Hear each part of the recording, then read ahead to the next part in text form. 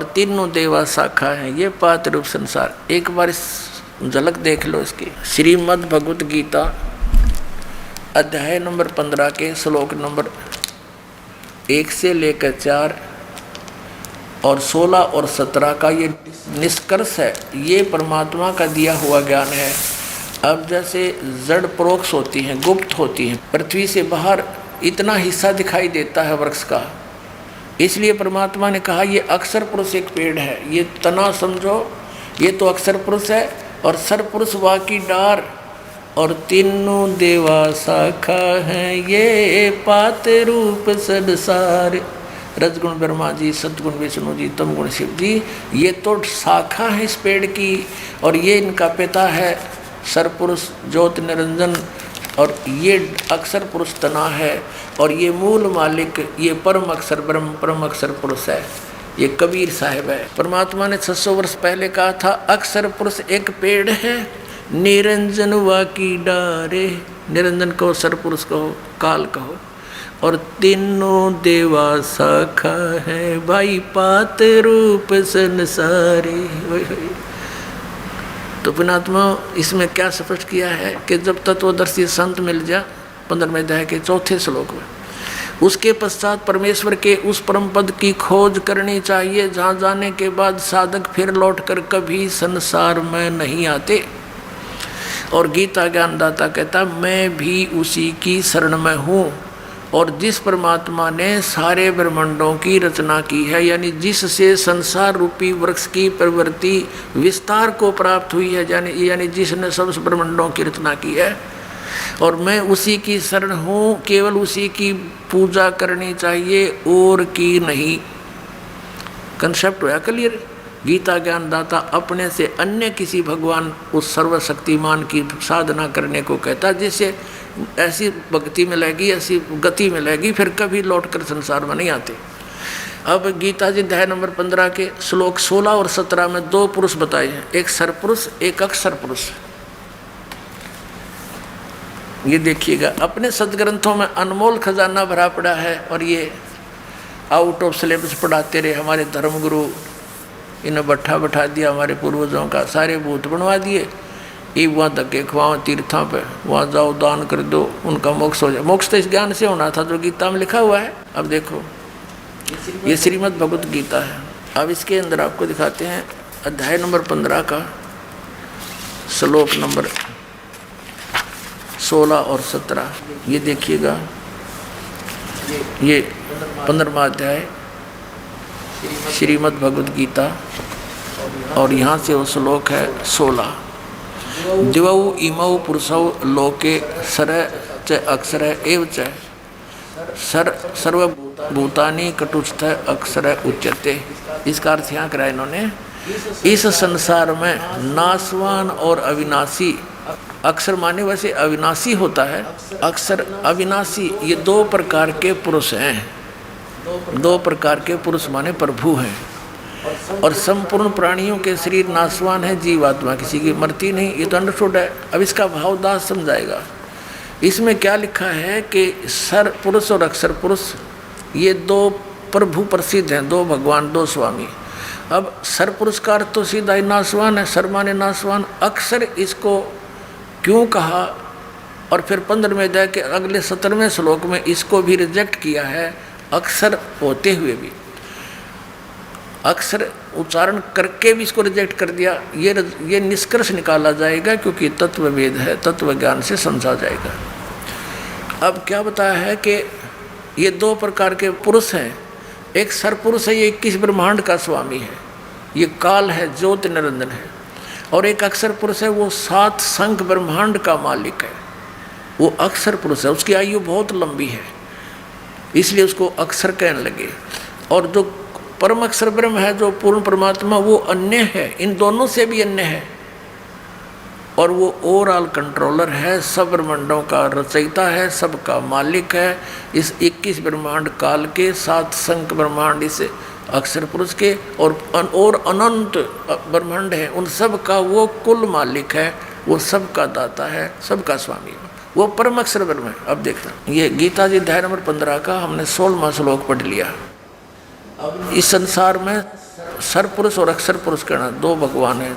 और इनके अंतर्गत जितने प्राणी और इनके शरीर सब नाशवान है और जीवात्मा अविनाशी है। अब 17वें में क्या कहा है कि उत्तम पुरुष है तू अन्य, पुरुष माने परमात्मा, ब्रह्म कहो, भगवान कहो, प्रभु कहो। उत्तम पुरुष तो अन्य है इन दोनों से और है, सरपुरुष और अक्षर पुरुष से। उत्तम पुरुष है तो अन्य परमात्मा इति उदाहरत है, जिसको परमात्मा कहा जाता है। यह लोक त्रयम् आविश्य विभर्ति, जो तीनों लोकों में प्रवेश करके सबका धारण पोषण करता है। उत्तम पुरुष तो अन्य ही है, ये स्पष्ट कर रहे हैं अपने अनुवाद में, जो तीनों लोकों में प्रवेश करके सबका धारण पोषण करता है, अविनाशी परमेश्वर परमात्मा, इस प्रकार कहा गया। अब ये संसार रूपी वृक्ष की जो जड़ है, ये है वो उत्तम पुरुष है तो अन्य, और ये परम अक्षर ब्रह्म कहलाता है, इसको परम अक्षर पुरुष कहो। और ये वास्तव में अविनाशी है। श्रीमद् भगवत गीता अध्याय नंबर 7 के श्लोक नंबर 29 में 29 में गीता ज्ञानदाता कहता है, जिसने मेरे इस ज्ञान का आश्रय कर लिया कि तत्वदर्शी संत की खोज करो, वो बताओगा परमात्म तत्व के बारे में उसकी सारी महिमा। तो जो उसके पश्चात जो भक्त श्रद्धालु जरा और मरण से छूटने का प्रयत्न करते हैं, इस संसार के किसी भी इस नकली सुख की डिमांड वो नहीं करते, तो वो तत्ब्रह्म से और सारे अध्यात्म ज्ञान से और सभी कर्मों से परिचित हैं। देखिएगा फिर श्रीमद् भगवत गीता, गीता प्रेस गोरखपुर से प्रकाशित है। ये जयदयाल गोविंद का इसके अनुवादक है। अब देखिएगा 7वें अध्याय के 29वें श्लोक में श्रीमद् भगवत गीता अध्याय नंबर 7वां और नीचे आइए, ये 29वां श्लोक है। इसका यहाँ पर है ये संस्कृत मूल पाठ। जरा मरण मोक्षाय, जरा माने वृद्धावस्था, मरण माने मृत्यु, मोक्षाय माने छुटकारे के लिए, माम आश्रित है, मेरे इस ज्ञान के आश्रित होकर के, यतन्ति ये जो प्रयत्न करते हैं, ते ब्रह्म तत्विदु वो उस तत्व ब्रह्म को जानते हैं, कृष्णम अध्यात्म यानी सारे अध्यात्म से परिचित हैं, अध्यात्म ज्ञान से, और कर्म से अखिलम और सब कर्मों से वो परिचित हैं। इसका अनुवाद यहाँ किया है मैंने। जो मेरे शरण होकर जरा माने वृद्धावस्था, मरण माने मृत्यु से छूटने के लिए यत्न करते हैं, वे पुरुष, वे भक्त तत्व ब्रह्म, ये तत्व ब्रह्म, उस ब्रह्म को और संपूर्ण अध्यात्म ज्ञान को और तथा संपूर्ण कर्मों को जानते हैं। अब पुण्यात्मा इसे स्पष्ट कर दिया है कि जो व्यक्ति इस नकली सुख को भूल चुके हैं और जरा माने वृद्धावस्था के कष्ट को, पुण्यात्मा इस जीव के ऊपर वृद्धावस्था एक बहुत बड़ा अभिशाप है, इतना दुख इसके अंदर होता है। लेकिन जो परमात्मा कबीर जी की शरण में आ जाएगा पुण्यात्मा, घबराना नहीं, आपका वृद्धावस्था ऐसे कटेगा ना फूल की तरह।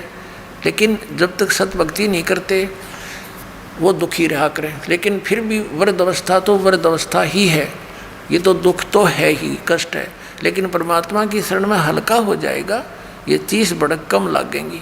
तो कहने का भाव यह कि फिर वो भक्ति करके यहाँ से पीछा छुटवाना है। तो वो व्यक्ति यहाँ इस दोनों कष्टों से खूब परिचित है, जन्म और मरण के दुख को और वृद्धावस्था के, इसलिए वो केवल जरा और मरण से ही छुटकारा पाने के जो प्रयत्न कर रहे हैं, वो व्यक्ति तत्ब्रह्म से परिचित हो चुके हैं, तत्ब्रह्म से ही गॉड, उस परमात्मा से और सारे अध्यात्म ज्ञान से, सब कर्मों से, कि ये क्या चक्कर है, स्वर्ग में गए फिर आगे, फिर राजा बने फिर गधा बन गए, व्हाट इज दिस। तो ये परिचित हो चुके हैं, वो ही उस साधना को कर रहे हैं।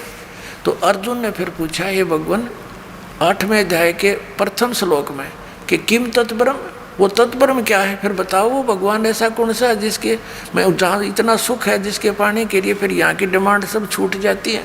अब देखिएगा, अब यहाँ हम पढ़ रहे थे ये अंतिम, ये 29वां श्लोक आपने पढ़ा कि जो उस ब्रह्म को संपूर्ण अध्यात्म को जानते हैं, सब कर्मों को जानते हैं, जो मेरे शरण होकर जरा और मरण से छूटने के लिए प्रयत्न करते हैं।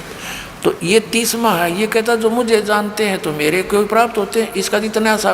फिर यहाँ 8वां अध्याय ये सामने ही है, इसके प्रथम मंत्र में अर्जुन ने पूछा किम तत्ब्रह्म, किम तत्ब्रह्म किम अध्यात्म किम कर्म पुरुषोत्तम अधिभूतम च किम प्रोक्तम अधिदेवम किम उच्यते।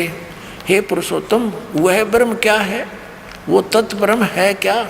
अब इसका उत्तर तीसरे श्लोक में दिया है, श्रीमद् भगवद गीता के 8वें अध्याय के और तीसरे श्लोक में। वह परम अक्षर ब्रह्म है, परम अक्षर ब्रह्म है वो। अपनात्मा गीता जी अध्याय नंबर 15 के श्लोक नंबर 17 में जो कहा कि उत्तम पुरुष है तू अन्य परमात्मा इति उदाहरते, ये लोक चरम आविषय वर्ती अवैश्वर है। वो उत्तम पुरुष सही परमात्मा श्रेष्ठ भगवान तो इन दोनों से अलग है, भिन्न है, वो कोई और है। और वही तीनों लोकों में प्रवेश करके सबका धारण पोषण करता। जैसे संसार रूपी वृक्ष की जो जड़ है वो मूल मालिक है, सत्य पुरुष है, उससे सबको आहार मिलता है, सबका धारण पोषण करने वाला वही है। तो 8वें अध्याय के अब तीसरे श्लोक में स्पष्ट कर दिया कि वो परम अक्षर ब्रह्म है। ये गीता ज्ञान दाता से अन्य है। अपने आत्माओं,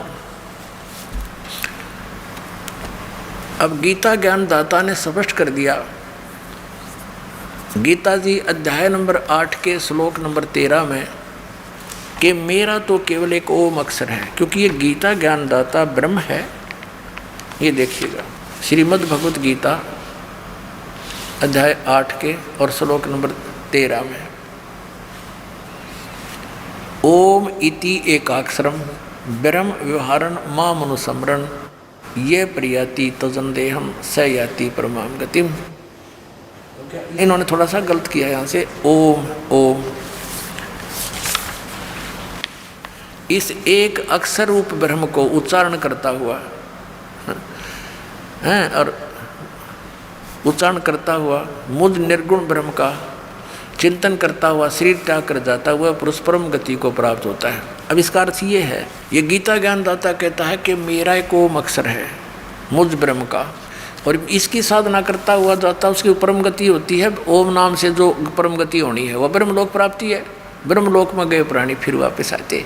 8वें अध्याय के और 5 से लेकर 10 तक, 5 और 7 में तो ये अपनी सचिथि बताता है कि मेरी भक्ति कर मुझ में आश्रित हो और देवताओं की भक्ति छोड़ दे तो मुझे प्राप्त होगा, लेकिन युद्ध तो करना ही पड़ेगा। अपने आत्माओं जहाँ युद्ध करना है तो शांति कहाँ, इसलिए इसने 18वें अध्याय के 62वें श्लोक में कहा है कि अर्जुन तू सर्वभाव से उस परम अक्षर ब्रह्म की शरण में जा, उसकी कृपा से तो परम शांति को और सनातन परम धाम को प्राप्त होगा।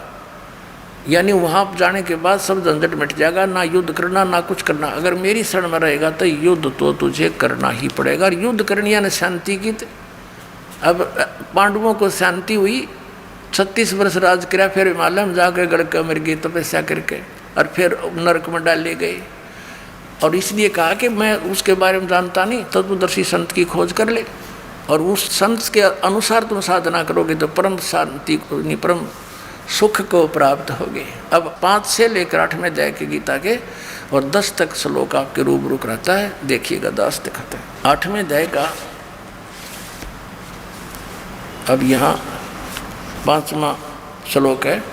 इसमें कहा कि जो पुरुष अंत काल में मुझे ही स्मरण करता हुआ शरीर त्याग कर जाता है वह मेरे स्वरूप को, स्वरूप नहीं है ये, मद भावम मेरे भाव में को प्राप्त होता है, मेरे पास आसक्त रहता है, इसमें कोई संशय नहीं। फिर 6ठे मत एक कॉमन सी बात बताई है कि अंत समय में जिसकी जिसमें आस्था रहती है अंत समय में उसी को प्राप्त होता है।